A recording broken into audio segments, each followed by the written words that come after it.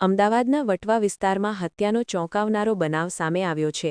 અહીં એક વ્યક્તિની નિર્દયતાથી હત્યા કરવામાં આવતા વિસ્તારમાં ભારે ચકચાર મચી ગઈ છે। પ્રાપ્ત માહિતી મુજબ કોઈ જૂની અદાવતને લઈને આ હત્યાની ઘટનાને અંજામ આપવામાં આવ્યો હોવાનું પ્રાથમિક તપાસમાં સામે આવ્યું છે। ઘટનાની જાણ થતાં જ વટવા પોલીસ તાત્કાલિક ઘટનાસ્થળે પહોંચી અને તપાસ શરૂ કરી હતી। પોલીસે ઝડપી કાર્યવાહી કરીને આ કેસમાં સંડોવાયેલા 2 આરોપીઓની ધરપકડ કરી લીધી છે। આરોપીઓ પાસેથી મહત્વપૂર્ણ પુરાવા પણ મળી આવ્યા હોવાનું પોલીસે જણાવ્યું છે। હાલમાં પોલીસે વધુ પૂછપરછ શરૂ કરી છે અને હત્યાના સાચા કારણો જાણવા માટે તપાસનો ધમધમાટ ચાલુ છે।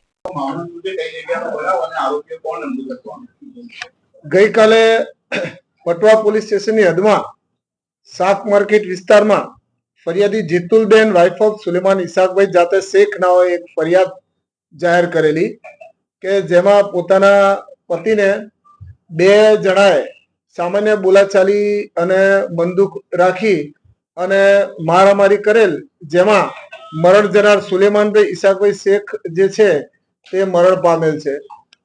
આ બનાવ શાક માર્કેટની અંદર તે લોકો સામાન્ય કાગળ વીણવાની, પ્લાસ્ટિક વીણવાની મજૂરી કરતા હોય।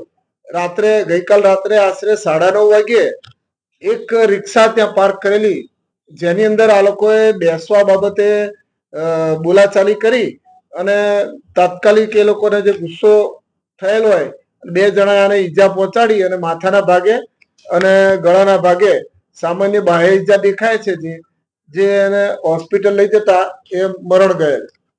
કોની વચ્ચે ઝઘડો થયો? કોને આ બનાવમાં કૃષ્ણા મુટ્ટા ખેર રહે બાપભાઈની ચાલી ભાઈપુરા તથા અરુણભાઈ અમૃતભાઈ ચુનારા, તેઓ આ મરણ જનાર સુલેમાનભાઈની સાથે બેઠા હતા।